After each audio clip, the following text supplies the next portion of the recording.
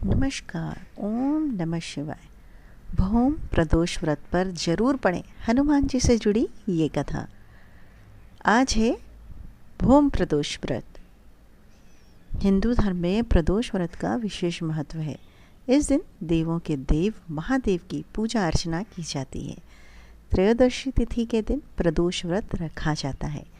धार्मिक मान्यताओं के अनुसार प्रदोष व्रत रखने से जीवन में सुख समृद्धि और आपके खुशहाली आती है। सभी कष्टों से आपको छुटकारा मिलता है। इस समय फाल्गुन माह चल रहा है। फाल्गुन माह के शुक्ल पक्ष का जो प्रदोष व्रत है 11 मार्च को है। आज के दिन 11 मार्च को मंगलवार है। मंगलवार को पड़ने वाले प्रदोष व्रत को हम भौम प्रदोष व्रत कहते हैं। प्रदोष व्रत करने वाले जो व्रती हैं ब्रह्म मुहूर्त में उठकर सबसे पहले स्नान करते हैं। इसके बाद भगवान का ध्यान करते हुए व्रत शुरू किया जाता है। इसके बाद भगवान शिव को बेलपत्र, चावल, फूल, धूप, दीप, फल, पान, सुपारी आदि चढ़ाए जाते हैं। इस दिन पर भगवान शिव के मंत्रों का जाप किया जाता है। प्रदोष व्रत के दिन व्रत कथा का पाठ भी अवश्य करें। चलिए तो आगे हम पढ़ें प्रदोष व्रत की कथा। ध्यान से सुनिएगा। एक नगर में एक वृद्धा रहती थी।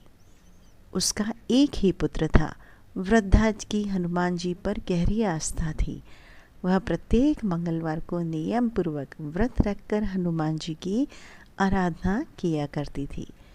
एक बार हनुमान जी ने सोचा कि उसकी श्रद्धा की परीक्षा लेनी चाहिए।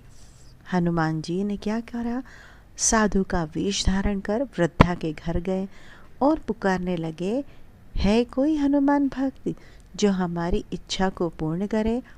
पुकार सुन वृद्धा बाहर आई और बोली, आज्ञा महाराज।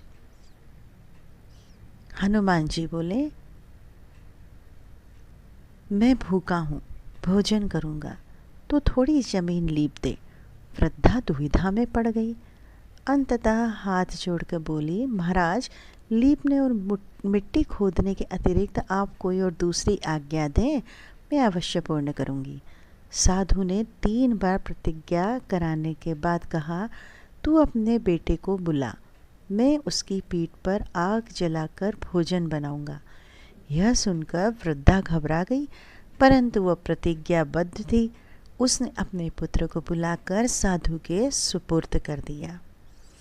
वेशधारी साधु हनुमान जी ने वृद्धा के हाथों से ही उसके पुत्र को पेट के बल लिटवाया और उसकी पीठ पर आग जलवाई। आग जलाकर दुखी मन से वृद्धा अपने घर में चली गई।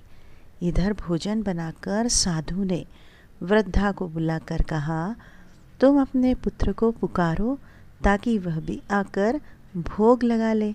इस पर वृद्धा बोली, उसका नाम लेकर मुझे और कष्ट न पहुंचाओ।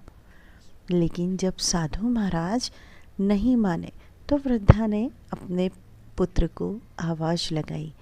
अपने पुत्र को जीवित देखकर वृद्धा को बहुत आश्चर्य हुआ और वह साधु के चरणों में गिर पड़ी। हनुमान जी अपने वास्तविक रूप में प्रकट हुए और वृद्धा को भक्ति का आशीर्वाद दिया।